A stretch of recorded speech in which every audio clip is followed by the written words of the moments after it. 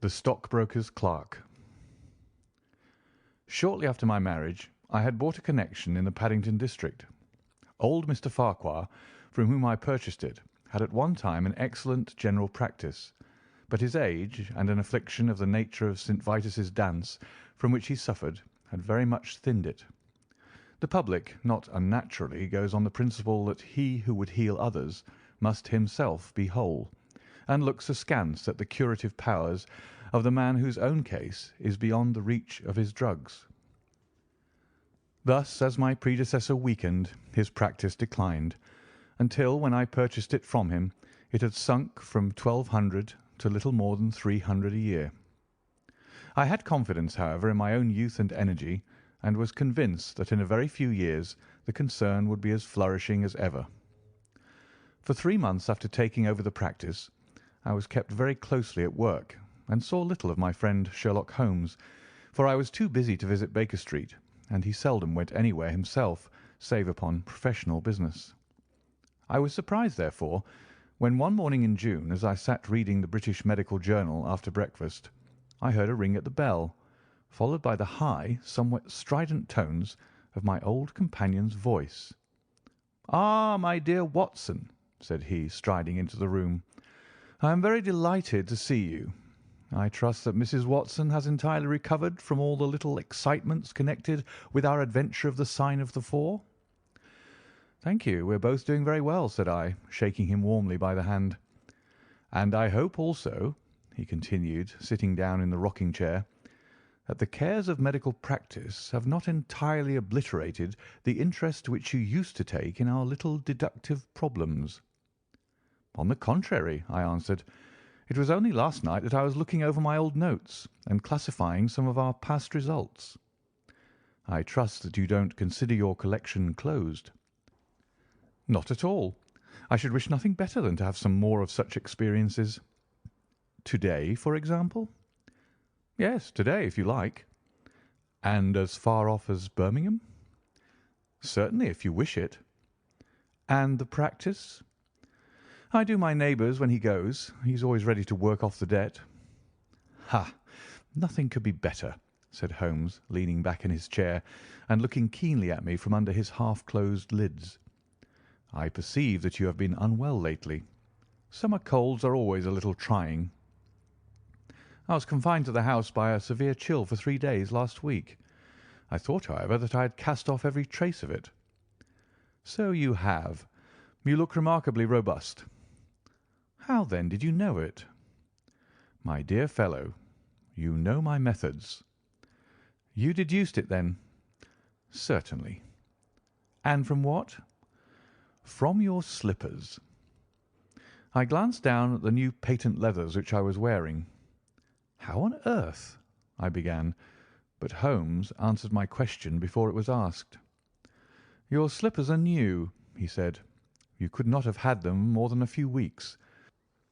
The soles, which you are at this moment presenting to me, are slightly scorched. For a moment I thought they might have got wet and been burned in the drying, but near the instep there is a small circular wafer of paper with the shopman's hieroglyphics upon it. Damp would of course have removed this. You had then been sitting with your feet outstretched to the fire, which a man would hardly do even in so wet a June as this if he were in his full health." Like all Holmes's reasoning, the thing seemed simplicity itself when it was once explained. He read the thought upon my features, and his smile had a tinge of bitterness. "I am afraid that I rather give myself away when I explain," said he. "Results without causes are much more impressive. You are ready to come to Birmingham, then?" "Certainly. What is the case?" "You shall hear it all in the train. My client is outside in a four-wheeler.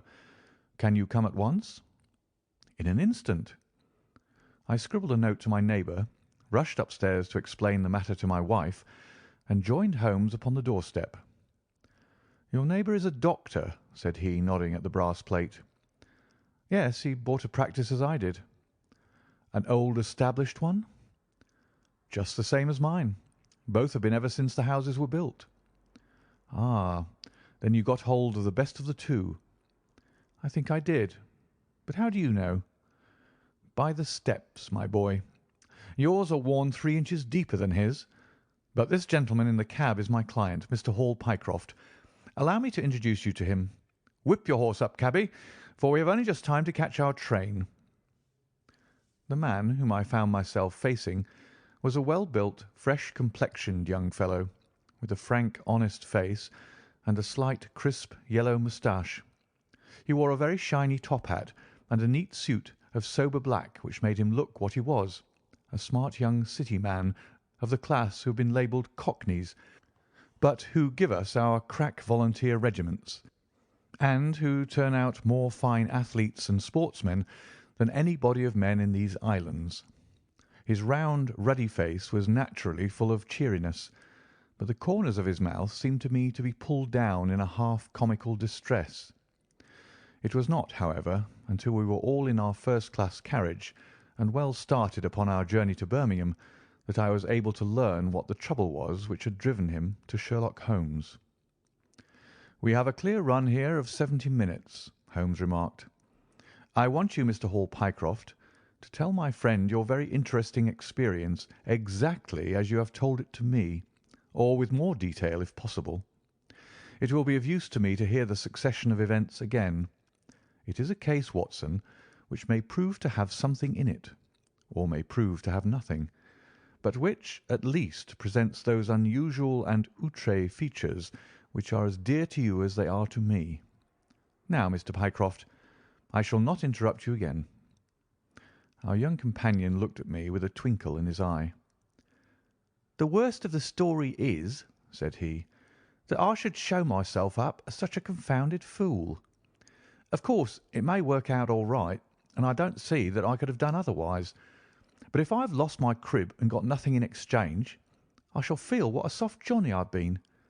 I'm not very good at telling a story, Dr. Watson, but it is like this with me. I used to have a billet at Cox and Woodhouse's of Draper's Gardens, but they were let in early in the spring through the Venezuelan loan, as no doubt you remember, and came a nasty cropper. I've been with them 5 years, and old Coxon gave me a ripping good testimonial when the smash came, but of course we clerks were all turned adrift, the 27 of us. I tried here and tried there, but there were lots of other chaps on the same lay as myself, and it was a perfect frost for a long time. I'd been taking £3 a week at Coxon's, and I'd saved about 70 of them, but I soon worked my way through that and out the other end. I was fairly at the end of my tether at last, and could hardly find the stamps to answer the advertisements or the envelopes to stick them to. I'd worn out my boots, paddling up office stairs, and I seemed just as far from getting a billet as ever. At last I saw a vacancy at Mawson and Williams, the great stockbroking firm in Lombard Street. I dare say E.C. is not much in your line, but I can tell you that this is about the richest house in London. The advertisement was to be answered by letter only. I sent in my testimonial and application, but without the least hope of getting in. Back came an answer by return saying that if I would appear next Monday, I might take over my new duties at once, provided that my appearance was satisfactory. No one knows how these things are worked. Some people say that the manager just plunges his hand into the heap and takes the first that comes. Anyhow, it was my innings that time, and I don't have a wish to feel better pleased. The screw was £1 a week rise, and the duties just about the same as at Coxon's. And now I come to the queer part of the business. I was in diggings out Hampstead way, 17 Potter's Terrace. Well, I was sitting doing a smoke that very evening, after I'd been promised the appointment, when up came my landlady with a card which had Arthur Pinner, financial agent, printed upon it. I had never heard the name before, and could not imagine what he wanted with me. But of course I asked her to show him up. In he walked, a middle-sized, dark-haired, dark-eyed, black-bearded man, with a touch of the sheeny about his nose. He had a brisk kind of way with him, and he spoke sharply like a man who knew the value of time. "Mr. Hall Pycroft, I believe," said he. "Yes, sir," I answered, pushing a chair towards him. "Lately engaged at Coxon and Woodhouse's." "Yes, sir." and now on the staff of Mawson's." "Quite so." "Well," said he, "the fact is that I have heard some really extraordinary stories about your financial ability. You remember Parker, who used to be Coxon's manager? He could never say enough about it." Of course I was pleased to hear this. I had always been pretty sharp in the office, but I never dreamed that I was talked about in the city in this fashion. "You have a good memory," said he. "Pretty fair," I answered modestly. "Have you kept in touch with the market while you've been out of work?" he asked. "Yes, I read the stock exchange list every morning." "Now that shows real application," he cried. "This is the way to prosper. You won't mind me testing you, will you? Let me see. How are Ayrshire's?" 106 1/4 to 105 7/8. "And New Zealand Consolidated?" 104. "And British Broken Hills?" 7 to 7 6. "Wonderful!" he cried with his hands up. "This quite fits in with all that I had heard.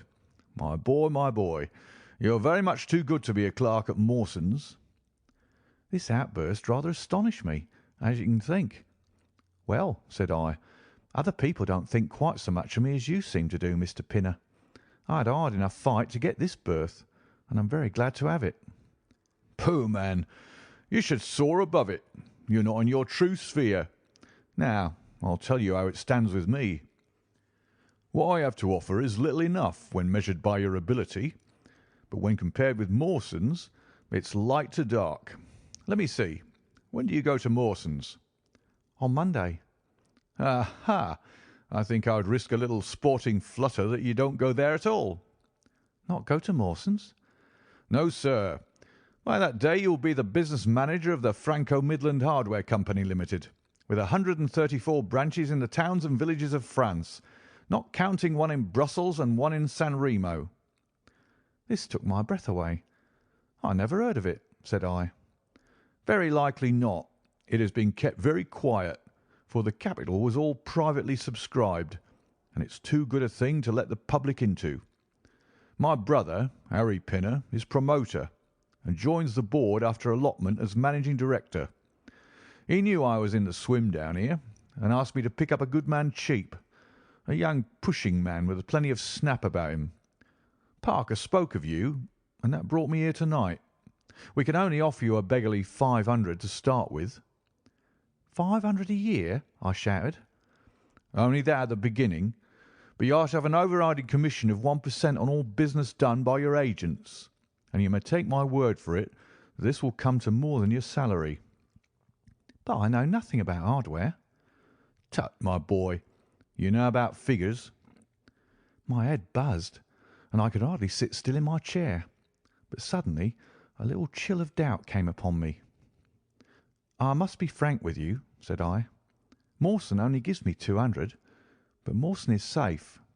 Now, really, I know so little about your company that—" "Ah, smart, smart!" he cried in a kind of ecstasy of delight. "You are the very man for us. You're not to be talked over, and quite right too. Now, here's a note for £100, and if you think that we can do business, you may just slip it into your pocket as an advance upon your salary." "This is very handsome," said I. "When should I take over my new duties?" "Be in Birmingham tomorrow at 1:00, said he. "I have a note in my pocket here which you will take to my brother. You'll find him at 126B Corporation Street, where the temporary offices of the company are situated. Of course, he must confirm your engagement, but between ourselves it will be all right." "Really, I hardly know how to express my gratitude, Mr. Pinner," said I. "Not at all, my boy. You've only got your deserts. There are one or two small things, mere formalities, which I must arrange with you. You have a bit of paper beside you there. Kindly write upon it, 'I am perfectly willing to act as business manager to the Franco Midland Hardware Company Limited at a minimum salary of £500. I did as he asked, and he put the paper in his pocket. "There is one other detail," said he. "What do you intend to do about Mawson's?" I had forgotten all about Mawson's in my joy. "I'll write and resign," said I. Precisely what I don't want you to do. I had a row over you with Mawson's manager. I'd gone up to ask him about you, and he was very offensive, accused me of coaxing you away from the service of the firm, and that sort of thing. At last I fairly lost my temper. If you want good men, you should pay them a good price, said I. He would rather have our small price than your big one, said he. I'll lay you a fiver, said I, that when he has my offer, you'll never so much as hear from him again. Done, said he. We picked him out of the gutter, and he won't leave us so easily. Those were his very words. The impudent scoundrel, I cried. I've never so much as seen him in my life. Why should I consider him in any way? I shall certainly not write if you would rather I didn't. Good. That's a promise, said he, rising from his chair. Well, I'm delighted to have got so good a man for my brother. Here's your advance of £100, and here is the letter. Make a note of the address, 126B Corporation Street, and remember that 1 o'clock tomorrow is your appointment. Good night, and may you have all the fortune that you deserve. That's just about all that passed between us, as near as I can remember. You can imagine, Dr. Watson, how pleased I was at such an extraordinary bit of good fortune. I sat up half the night, hugging myself over it, and next day I was off to Birmingham in a train that would take me in plenty time for my appointment. I took my things to a hotel in New Street, and then I made my way to the address which had been given me. It was a quarter of an hour before my time, but I thought that would make no difference. 126B was a passage between two large shops, which led to a winding stone stair, from which there were many flats let as offices to companies or professional men. The names of the occupants were painted at the bottom on the wall, but there was no such name as the Franco Midland Hardware Company. I stood for a few minutes with my heart in my boots, wondering whether the whole thing was an elaborate hoax or not, when up came a man and addressed me. He was very like the chap I'd seen the night before, the same figure and voice, but he was clean-shaven and his hair was lighter. "Are you Mr. Hall Pycraft?" he asked. "Yes," said I. "Oh, I was expecting you, but you're a trifle before your time. I had a note from my brother this morning in which he sang your praises very loudly." "I was just looking for the offices when you came." "We have not got our name up yet, for we only secured these temporary premises last week. Come up with me and we'll talk the matter over." I followed him to the top of a very lofty stair, and there, right under the slates, were a couple of empty, dusty little rooms, uncarpeted and uncurtained, into which he led me. I had thought of a great office with shining tables and rows of clerks, such as I was used to, and I dare say I stared rather straight at the two deal chairs and one little table, which, with a ledger and a waste paper basket, made up the whole furniture. "Don't be disheartened, Mr. Pycroft," said my new acquaintance, seeing the length of my face. "Rome was not built in a day, and we have lots of money at our backs, though we don't cut much dash yet in offices. Pray sit down and let me have your letter." I gave it to him, and he read it over very carefully. "You seem to have made a vast impression upon my brother Arthur," said he, "and I know that he is a pretty shrewd judge. He swears by London, you know, and I by Birmingham, but this time I shall follow his advice. Pray consider yourself definitely engaged." "What are my duties?" I asked. "You will eventually manage the great depot in Paris, which will pour a flood of English crockery into the shops of 134 agents in France. The purchase will be completed in a week, and meanwhile you will remain in Birmingham and make yourself useful." "How?" For answer he took a big red book out of a drawer. "This is a directory of Paris," said he, "with the trades after the names of the people. I want you to take it home with you and to mark off all the hardware sellers with their addresses.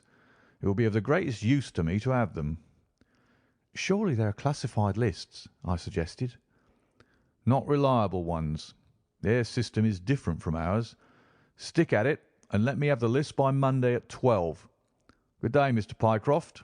If you continue to show zeal and intelligence, you'll find the company a good master." I went back to the hotel with the big book under my arm, and with very conflicting feelings in my breast. On the one hand, I was definitely engaged, and I had £100 in my pocket. On the other, the look of the offices, the absence of name on the wall, and other of the points which would strike a business man, had left a bad impression as to the position of my employers. However, come what might, I had my money, so I settled down to my task. All Sunday I was kept hard at work, and yet by Monday I had only got as far as H.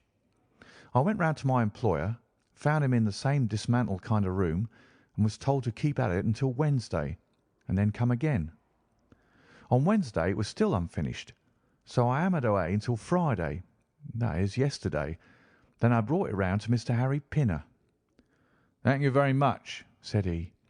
"I fear that I underrated the difficulty of the task.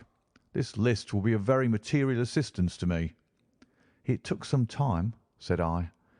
"And now," said he, "I want you to make a list of the furniture shops, for they all sell crockery."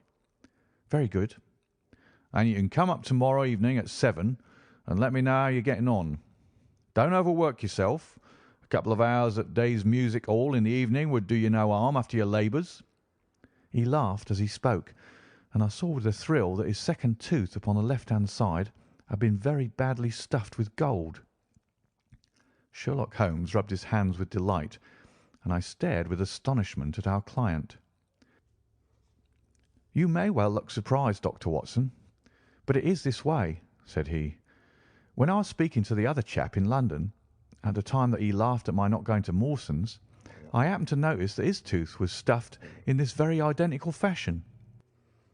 The glint of the gold in each case caught my eye, you see. When I put that with the voice and figure being the same, and only those things altered which might be changed by a razor or a wig, I could not doubt that it was the same man. Of course, you expect two brothers to be alike, but not that they should have the same tooth stuffed in the same way. He bowed me out, and I found myself in the street, hardly knowing whether I was on my head or on my heels. Back I went to my hotel, put my head in a basin of cold water, and tried to think it out.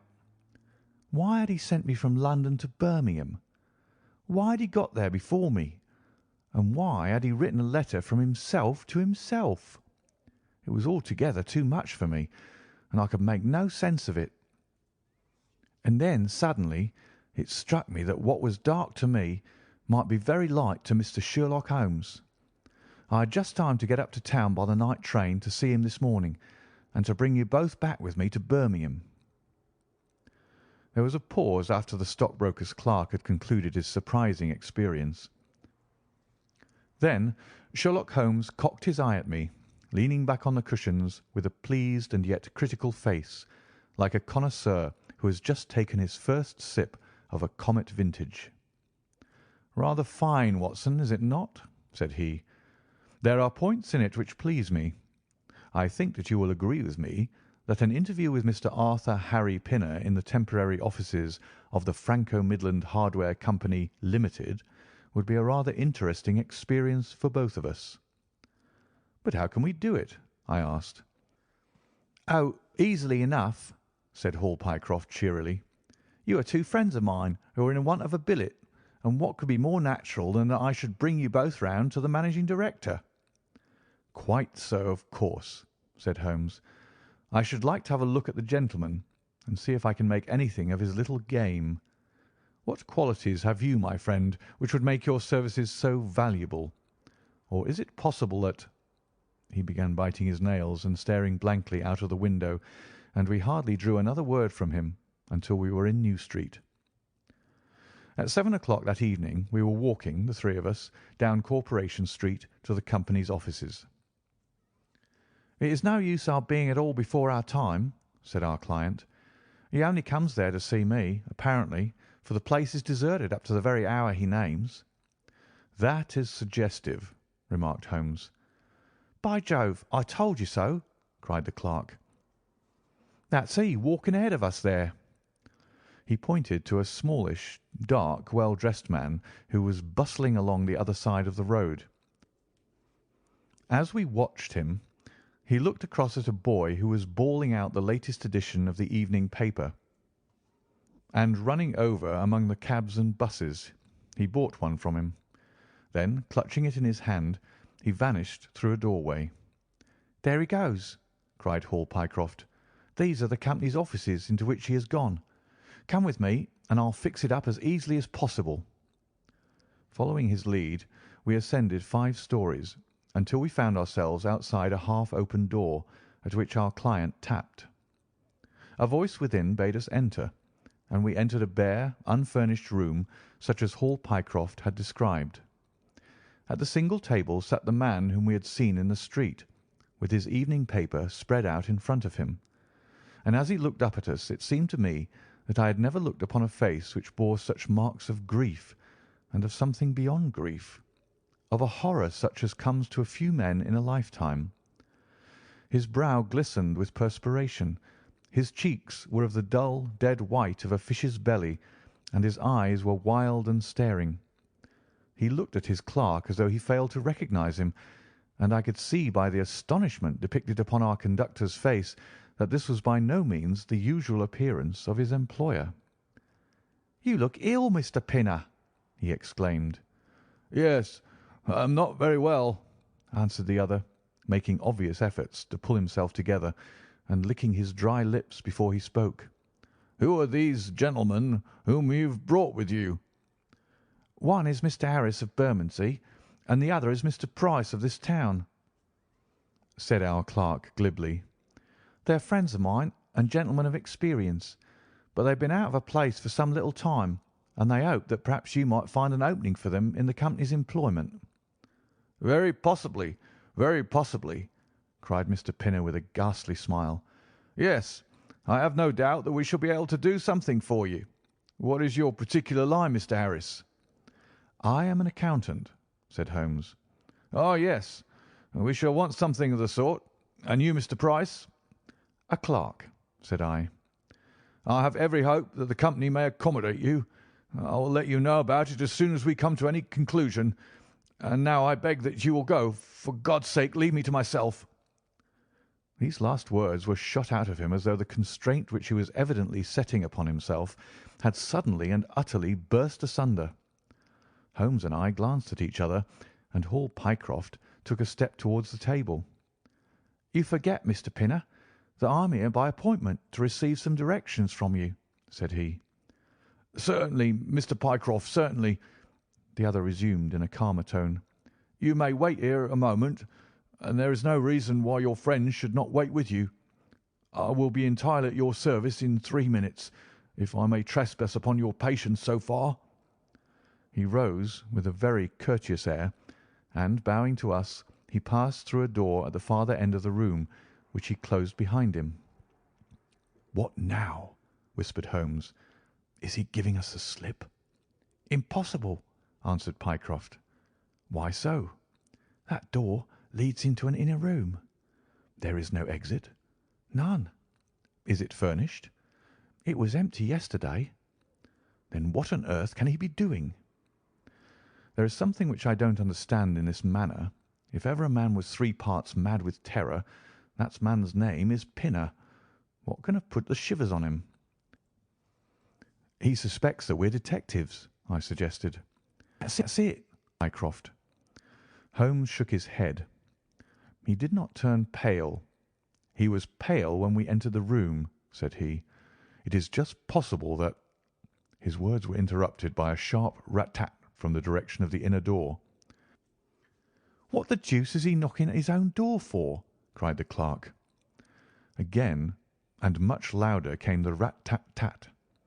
We all gazed expectantly at the closed door. Glancing at Holmes, I saw his face turn rigid, and he leaned forward in intense excitement. Then suddenly came a low, guggling, gargling sound, and a brisk drumming upon woodwork. Holmes sprang frantically across the room and pushed at the door. It was fastened on the inner side. Following his example, we threw ourselves upon it with all our weight. One hinge snapped, then the other, and down came the door with a crash. Rushing over it, we found ourselves in the inner room. It was empty. but it was only for a moment that we were at fault.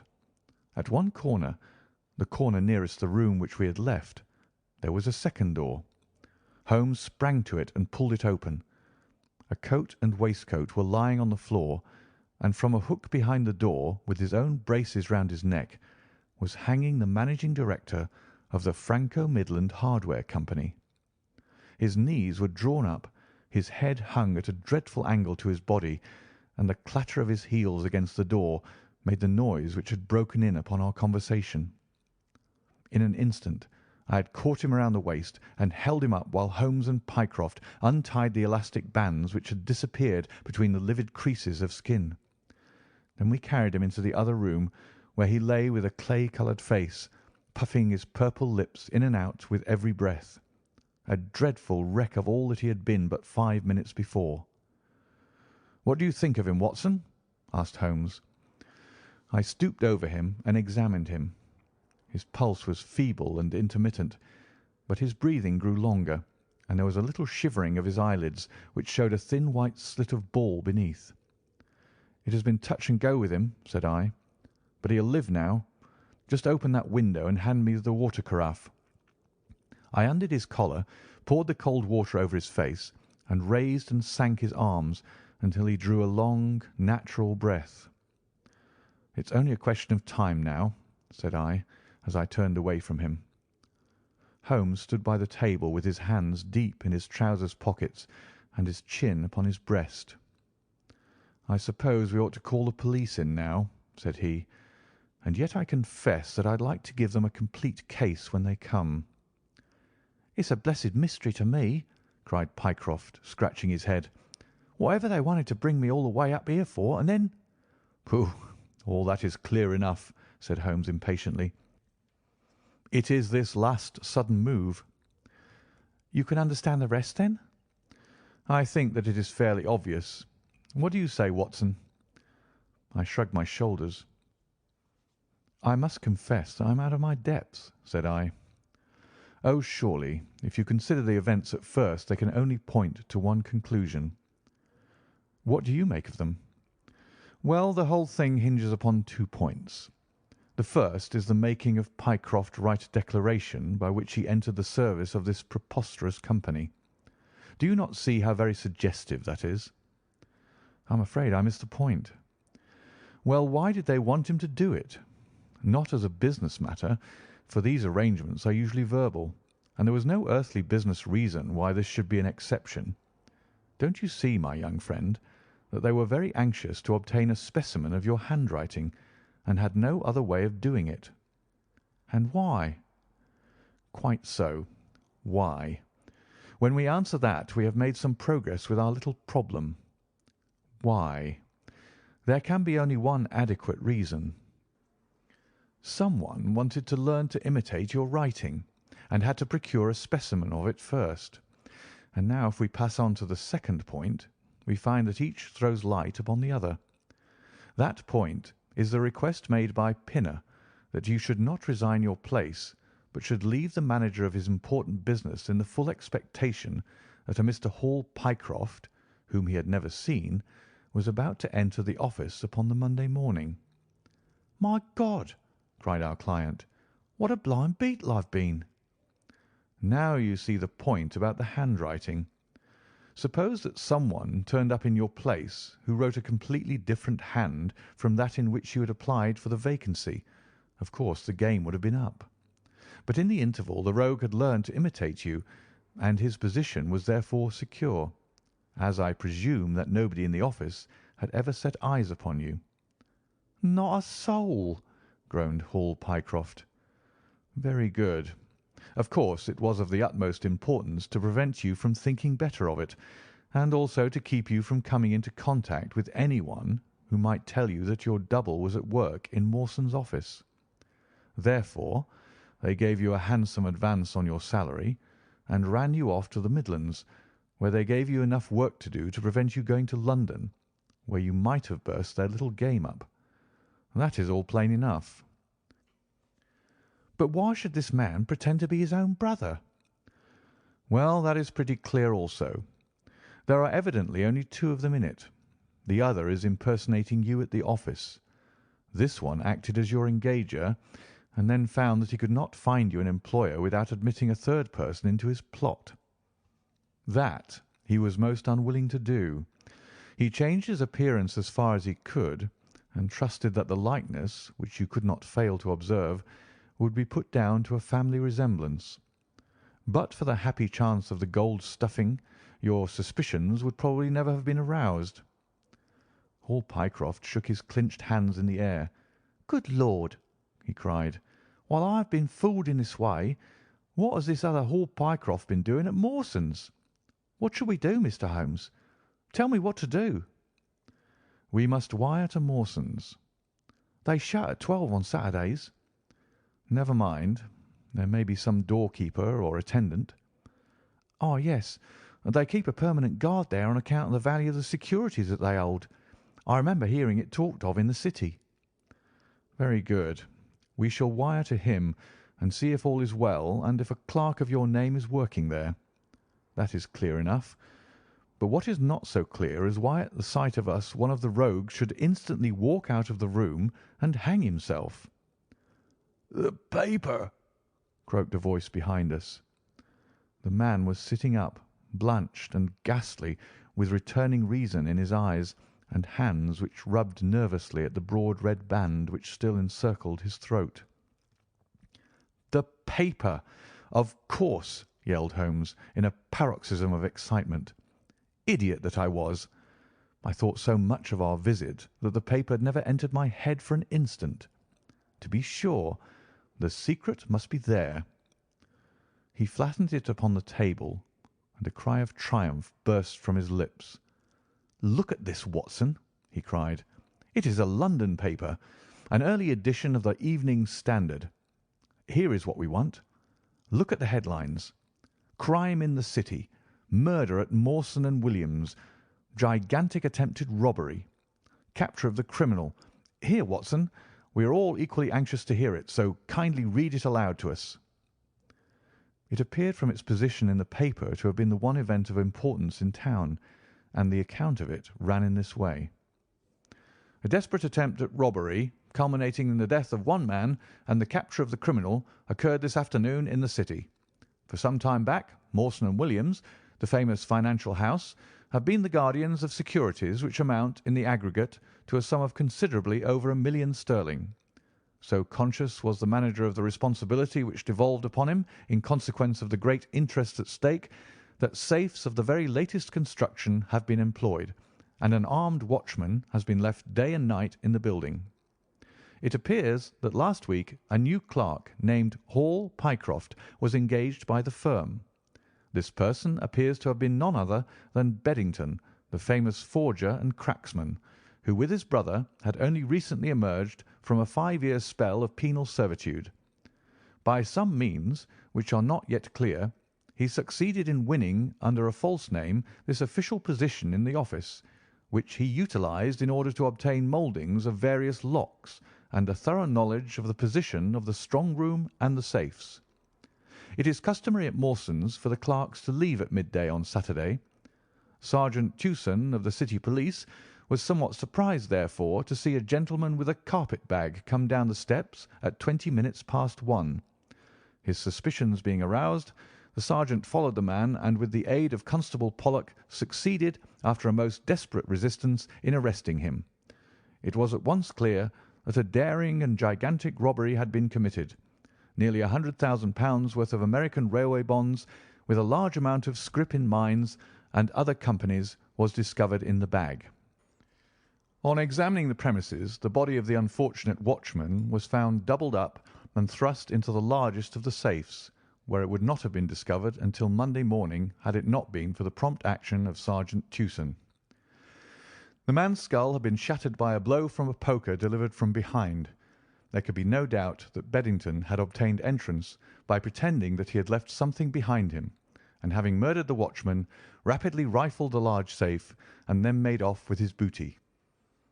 His brother, who usually works with him, has not appeared in this job as far as can at present be ascertained, although the police are making energetic inquiries as to his whereabouts.